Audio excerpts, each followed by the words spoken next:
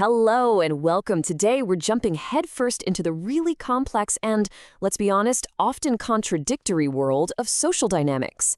It's that place where clear-cut advice on attraction can just completely collide with the messy, unpredictable reality of actual human experience. So let's get right to the heart of it with our big question for today. What actually happens when a really rigid set of rules for attraction gets put to the test in a real, unscripted, public interaction? Well, as we're about to see, the results can be pretty surprising. Okay, so let's start with part one, what we're calling the rules. We're going to look at a set of principles from one of our sources, and it's laid out like a kind of prescriptive guide, direct, no-nonsense advice on how attraction is supposed to work. Right out of the gate, this advice draws a really hard line in the sand. It's basically saying the friend zone is a dead end. The message is loud and clear. If you're interested romantically, that has to be obvious from the very beginning. No room for ambiguity. And this next point, well, it really doubles down on that whole idea of being direct. It says you have to have the guts to approach. So making that first move without any fear isn't just a nice to have, it's framed as being absolutely essential. Now, what's so interesting here is how this guide groups together different kinds of investment, both financial and emotional. It sets up this really clear hierarchy of value.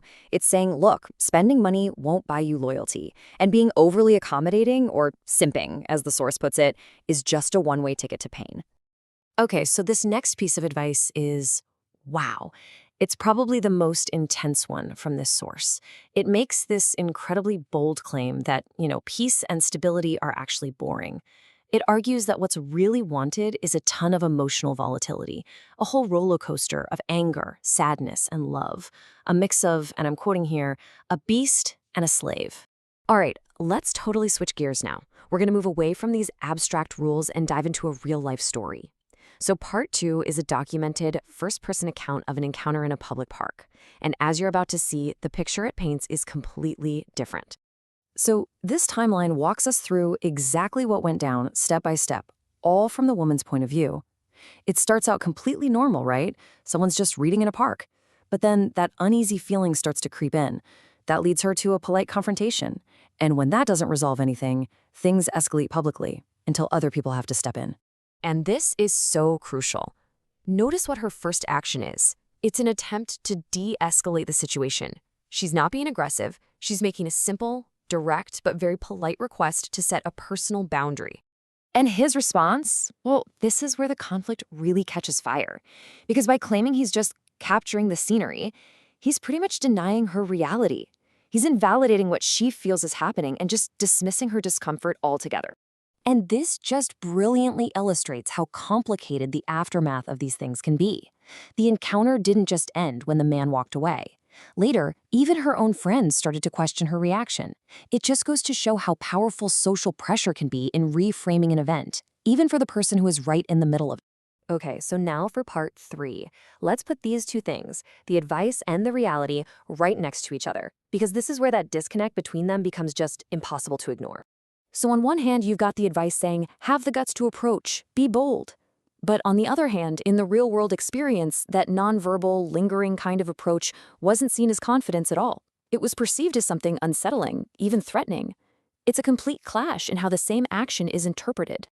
And this comparison is even more stark, isn't it?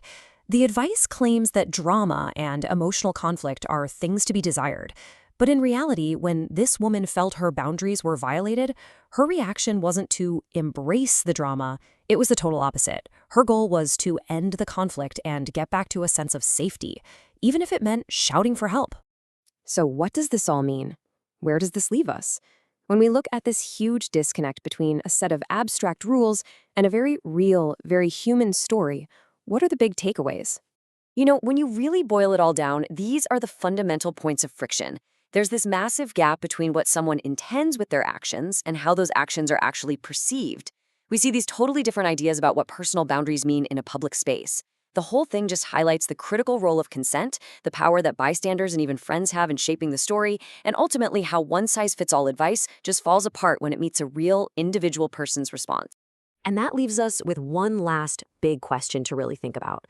In a world that's just saturated with rules and guides on how we're supposed to connect with each other, How do we ever truly bridge that gap, the one between abstract advice and the messy, unpredictable, and deeply personal reality?